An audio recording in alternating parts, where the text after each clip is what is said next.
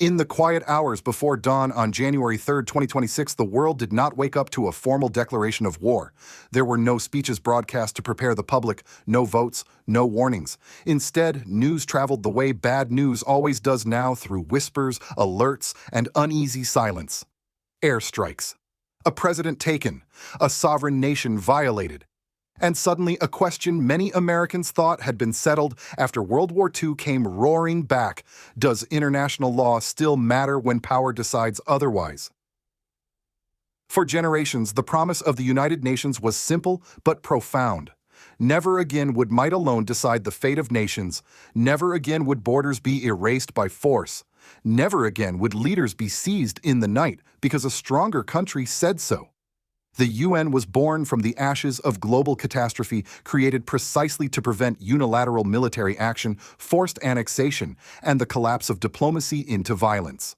Yet on that January afternoon, the United States of America stood accused before the world of doing exactly what the UN was designed to stop.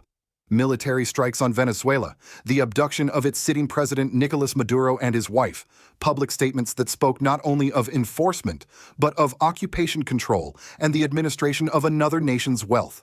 Words that many diplomats would later describe as nothing less than a confession of annexation. This is not just a story about Venezuela. It is not even just a story about America. It is a story about every nation, large and small, that relies on rules instead of fear to survive. Because when the rules are bent for one case, they weaken for all. History has taught us again and again that military invasions carried out in the name of order rarely bring stability. They bring prolonged crisis, resentment, and a world where power replaces principle. So, tonight, we must ask ourselves calmly, honestly, and without slogans, if the strongest nations decide the law no longer binds them, what kind of world are we leaving to the next generation? If you believe that truth matters more than headlines, share this conversation.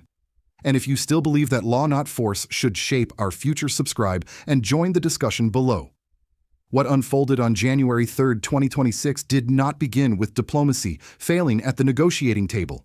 It began with force, swift, unilateral, and irreversible.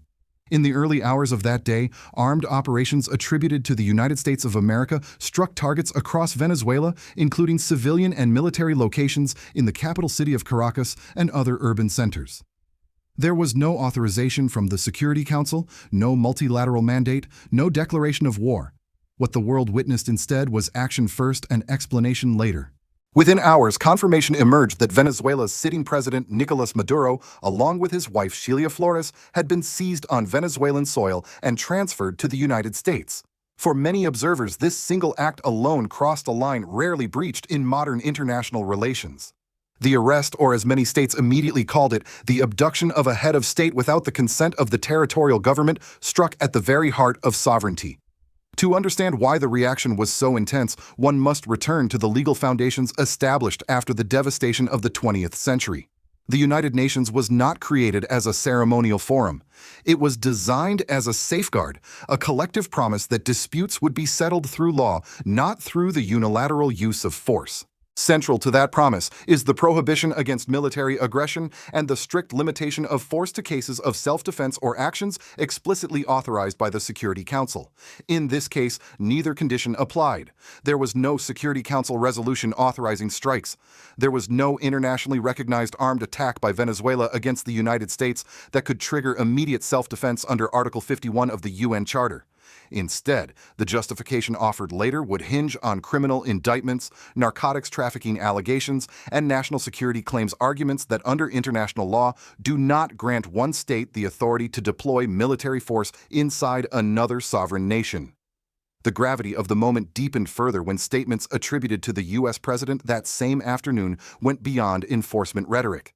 According to multiple diplomatic interventions that followed those remarks, included threats of additional airstrikes and assertions of intent to occupy, govern, and administer Venezuela's resources.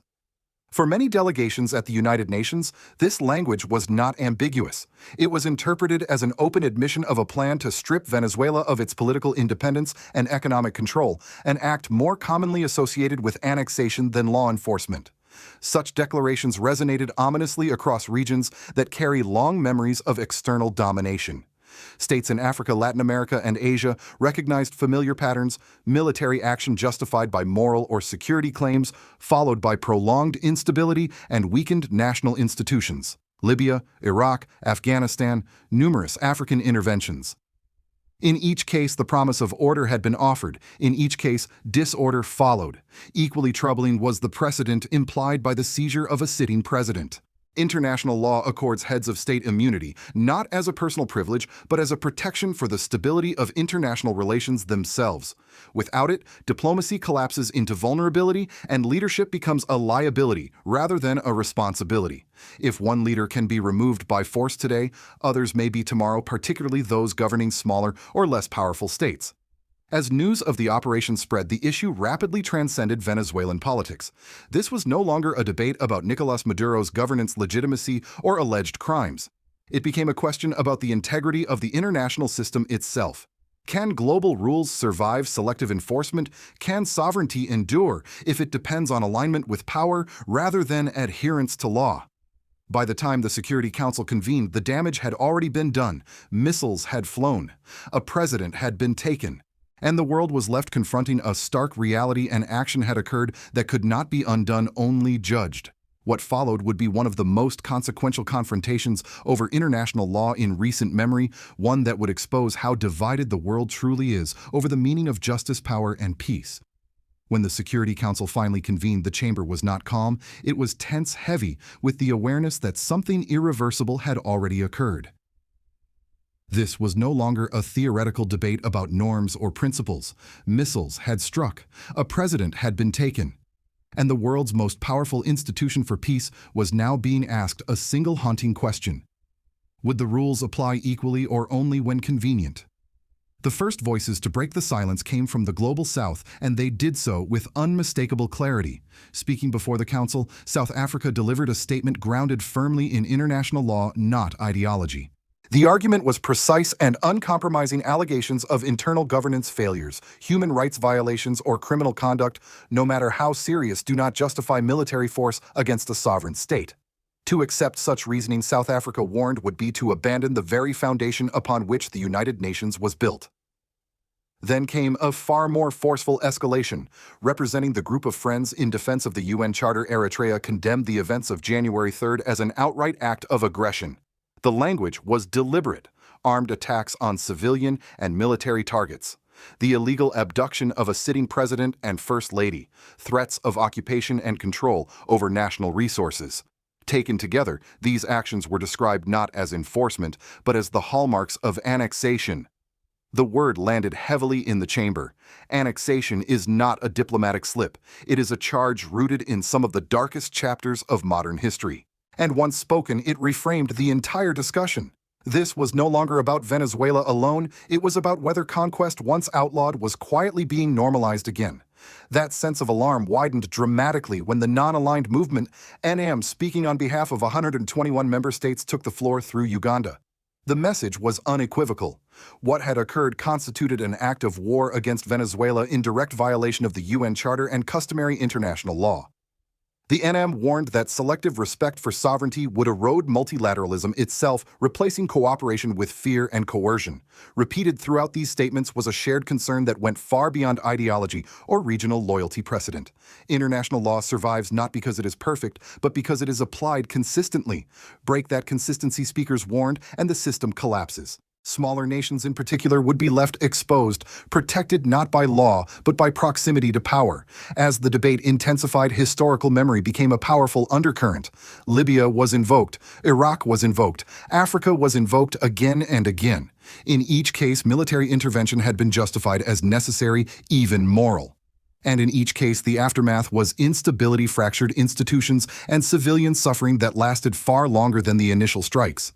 These were not abstract examples. They were lived experiences for many of the states now speaking. The climax of the session arrived not through shouting, but through a simple, devastating question posed implicitly across multiple interventions.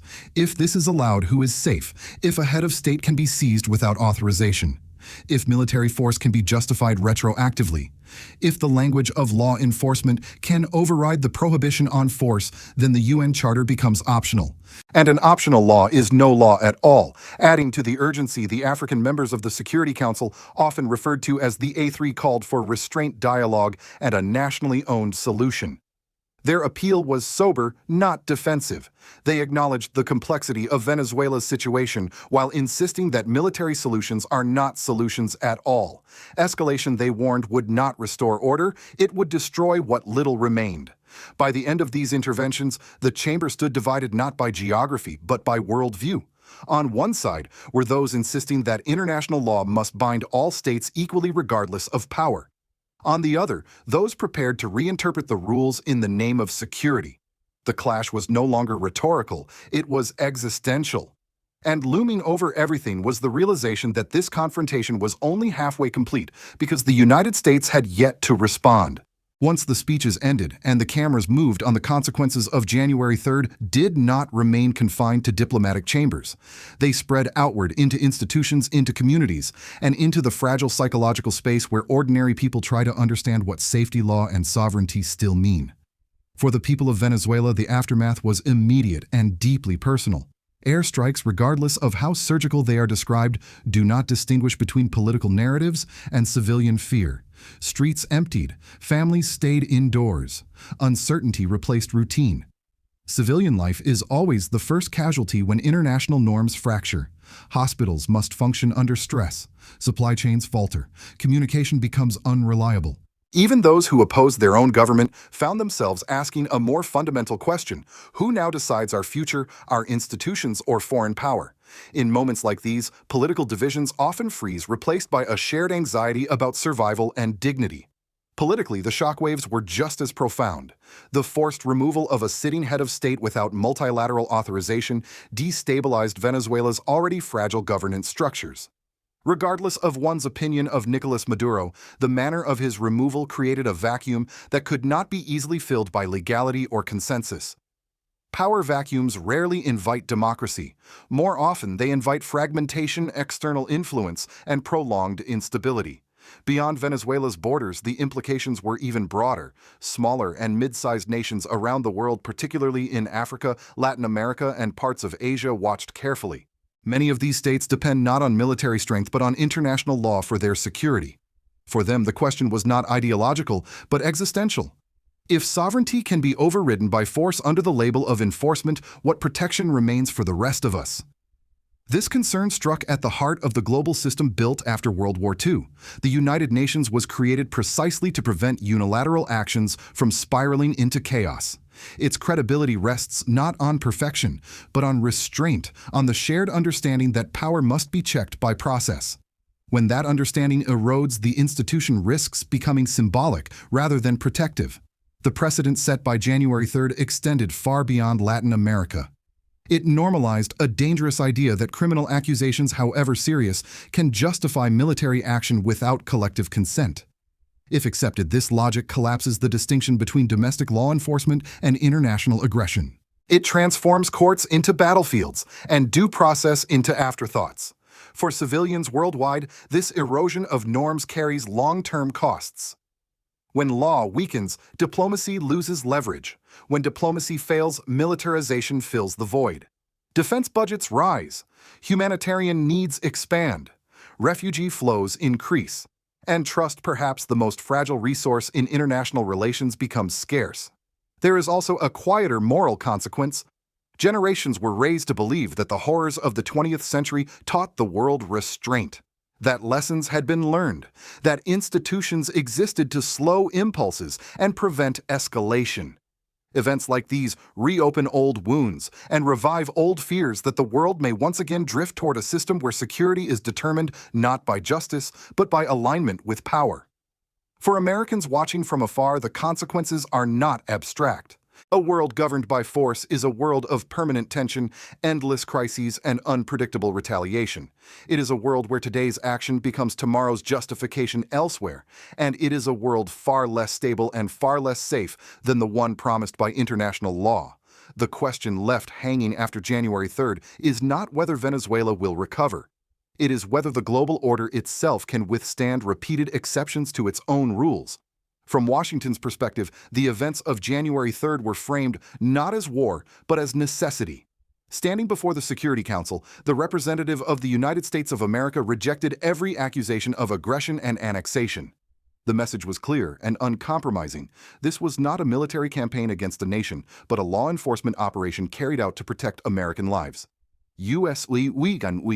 Officials argued that Nicolás Maduro was not a legitimate head of state, but a fugitive, an indicted narco-terrorist accused of orchestrating cocaine trafficking, weapons, smuggling, and destabilization across the Western Hemisphere. They cited long-standing indictments in U.S. courts' intelligence assessments and reports linking the Venezuelan government to transnational criminal networks.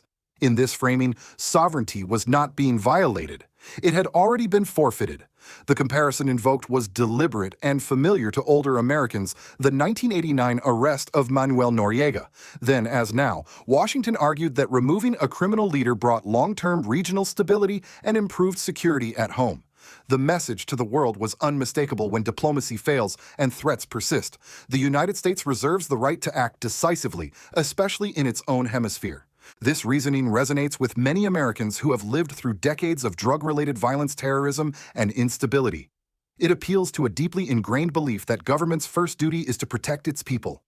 From this viewpoint, waiting for multilateral consensus can appear slow, ineffective, even dangerous. Security, not symbolism, becomes the priority. Yet outside Washington, the reaction was markedly different. Many nations heard in the U.S. argument a troubling shift, one where domestic criminal law is projected globally through military force. For them, the issue was not Maduro's character or record, but the method used to address it. International law, they argued, exists precisely to prevent powerful states from acting as judge, jury, and enforcer beyond their borders. European states were notably cautious, divided between long-standing alliance with Washington and unease about precedent.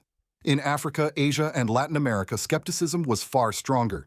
These regions have lived with the long aftermath of interventions justified as necessary or temporary, only to leave behind fractured institutions and prolonged instability.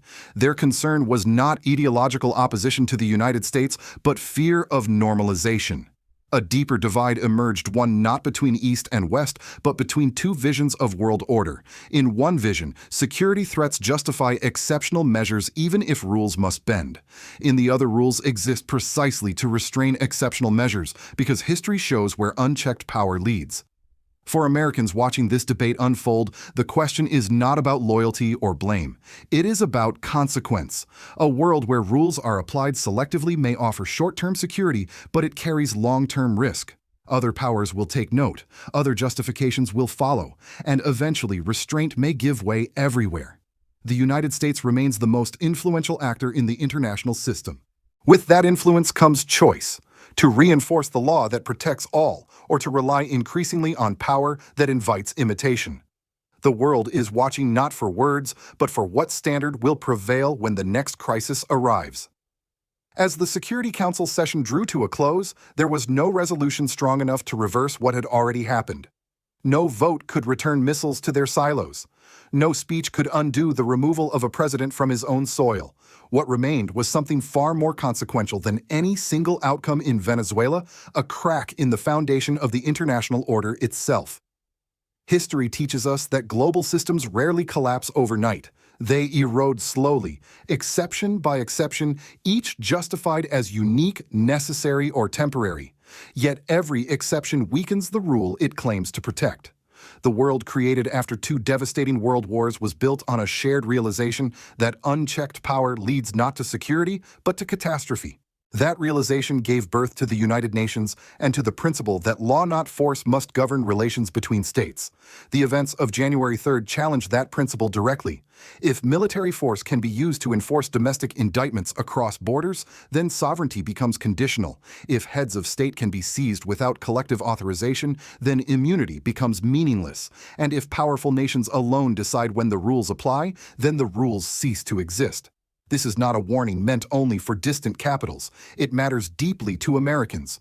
A world that abandons restraint is a world of permanent tension, one where rival powers justify their own actions by pointing to ours. It is a world where escalation replaces negotiation, and where tomorrow's crisis is always more dangerous than today's. Stability once lost is rarely regained without cost. For many nations in Africa, Latin America, and Asia, this moment resonates with painful familiarity. They have seen what happens when external force overrides internal processes, how promises of order give way to prolonged instability. It is why voices across the global south spoke with urgency, not defiance. They were not defending one leader. They were defending a system that protects the weak from the strong. This is also why the debate extends beyond Venezuela to Africa news, to countries like Burkina Faso, and to leaders such as Ibrahim Traore, whose supporters and critics alike understand how fragile sovereignty can be in a world of competing powers. The concern is shared once the precedent is set. No nation can be certain it will not be next. So the final question is not whether you agree with every government involved. It is simpler and far more important. Do we want a world governed by law or by whoever is strongest at the moment? Because the answer to that question will shape not only global politics, but the kind of future our children and grandchildren inherit. If you believe international law still matters, please share this video. If you believe truth is more important than power, subscribe and join the conversation. And most importantly, tell us in the comments, do you think the world is becoming safer or more dangerous?